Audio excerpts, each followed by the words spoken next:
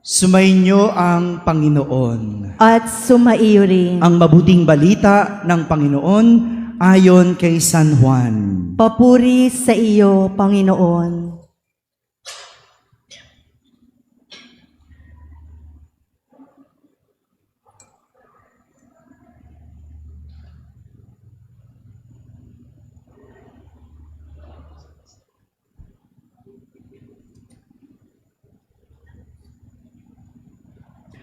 Noong panahong iyon, tumawid si Jesus sa ibayo ng lawa ng Galilea at tinatawag ding lawa ng Tiberias.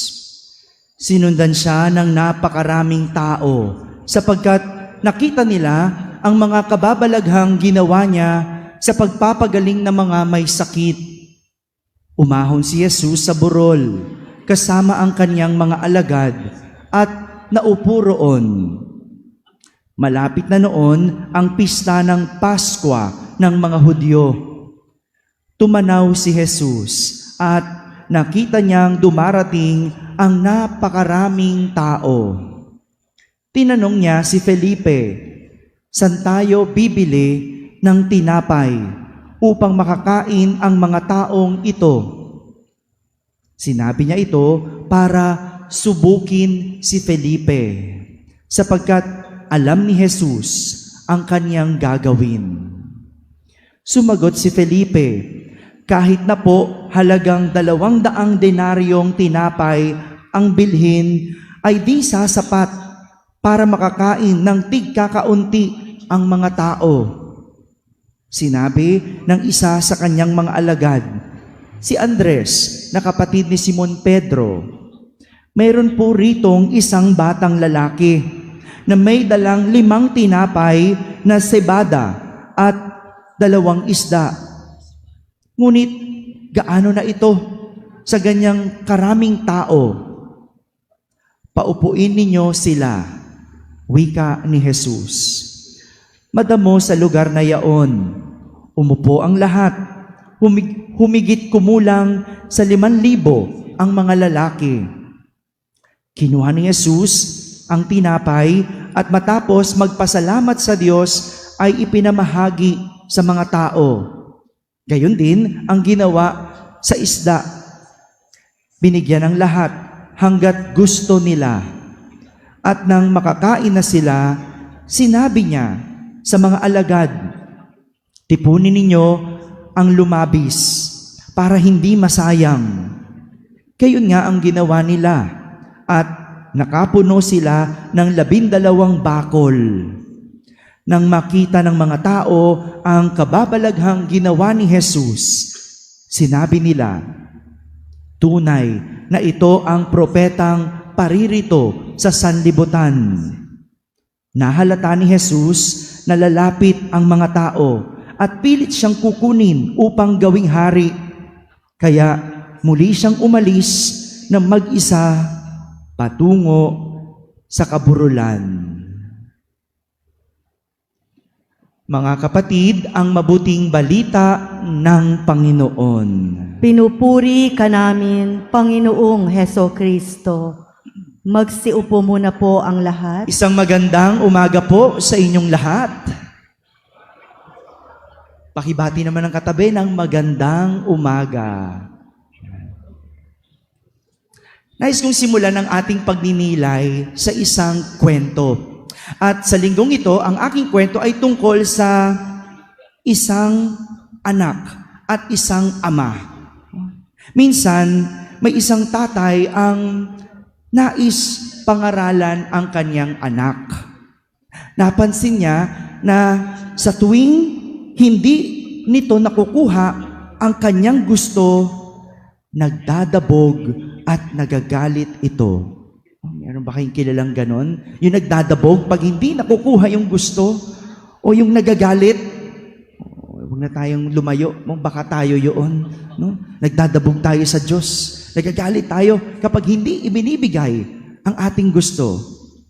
Kaya nga, isang araw, tinawag niya ang kanyang anak para turuan. Habang sila ay nasa labas ng bahay, tumingala ang ama. Tinuro sa anak ang isang kukun na nakasabit sa puno. At sa kukun na iyon, merong nakauwang na maliit na insekto kung saan pilit na lumalabas ito. Tinanong niya ang anak kung ano ang pwede nilang gawin para matulungan ang lumalabas na insekto mula sa kukun. Sabi ng anak, madali lang yan, tay. Gupitin natin yung maliit na butas para makalabas agad yung insekto. Hindi na ikinagulat ng ama ang sagot ng anak. Dahil gusto nito kung ano ang madali. Gusto ng anak kung ano ang mabilis. Pero sinabi ng ama, anak, hindi ganyan. Sadyang sa buhay, kailangan pagdaanan ang hirap para marating ang tamang destinasyon. Dahil hindi lahat kailangan madaliin. Hindi lahat nakukuha sa mabilisan. Kaya nitong insekto, kung mamadaliin mo, hindi ito magiging paru-paro.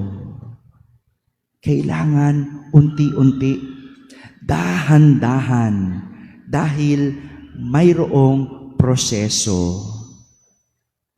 Ganito rin sa buhay.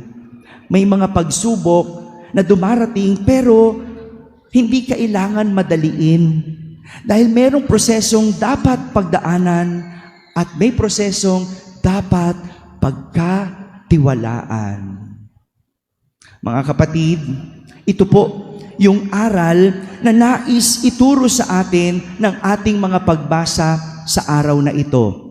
Narinig natin ang kwento ng pagpaparami ni Jesus ng tinapay at isda. Simula ngayon hanggang sa mga susunod na linggo, lahat ng ating ebanghelyo ay tungkol sa bread of life. Tinapay na nagbibigay buhay. At sisimulan natin ito sa kwento ng pagpaparami ng tinapay at isda o ang multiplication of fish and loaves. Ayon sa kwento, tinanong ni Jesus si Felipe kung saan makabibili ng tinapay upang makakain ang napakaraming tao. Pero, tinanong ito ni Jesus para subukin si Felipe. Ibig sabihin, isa itong pagsubok. Ibig sabihin, alam ni Jesus ang sagot. Pero, sa pagsubok na ito, reklamo agad ang naisagot ni Felipe. Sabi niya, kahit 200 denaryong tinapay ang bilhin ay hindi sasapat, makakain ng tigkakaunti ang mga tao. Ilan sa atin ang katulad ni Felipe na kapag may pagsubok, reklamo agad ang lumalabas sa bibig. Ilan sa atin, kapag sinusubok, reklamo agad ang lumalabas sa bibig. Mabuti na lang, si Andres, na kapatid ni Simon Pedro, ay may nakitang isang bata na may dalang 5 tinapay at 2 isda. Naisip niyang ituro ito bilang sagot. Pero, napatanong din siya, hindi ito sasapat. Gaano ito sa ganyang karaming tao? Ilan naman sa atin ang katulad ni Andres na kapag may pagsubok, hahanap ng paraan at gagawa ng paraan. At kapag nagawa na, ang lahat ay ipagkakatiwala sa Diyos. Ilan sa atin, kapag sinusubok, gagawa ng paraan at ipagpapatiwala sa Diyos. Ganito rin po ang nangyari sa ating unang pagbasa. Inutusan ni Eliseo ang kanyang katulong na ipamahagi sa mga tao ang dalang trigo at 20 tinapay. Pero sa halip na sumunod ang katulong, agad itong nagreklamo. Ang sabi niya, hindi kakasya sa 100 na tao ang 20 tinapay. Pinilit ito ni Eliseo dahil pinaalala niya ang sinabi ng Panginoon, mabubusog silang lahat at may matitira pa. Ganon nga ang nangyari. Ipinamahagi ang tinapay, nabusog ang lahat, at may natira pa.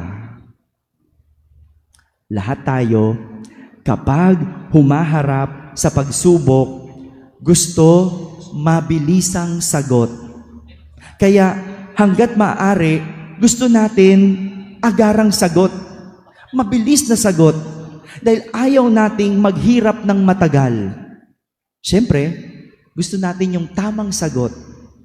Pero, sadyang may mga bagay na hindi nakukuha sa madalian.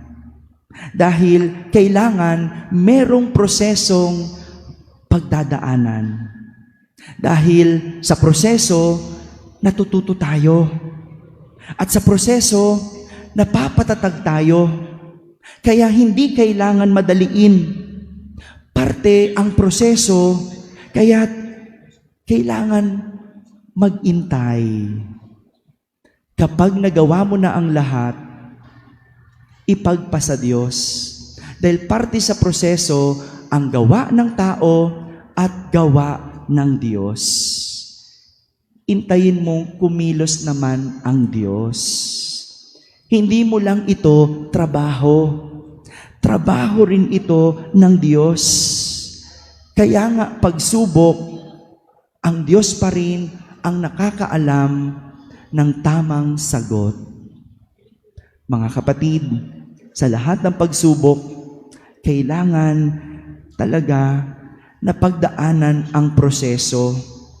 At sa huli, kapag nagawa na natin ang lahat, hayaan na nating kumilos ang Diyos at siya naman ang gumawa ng paraan.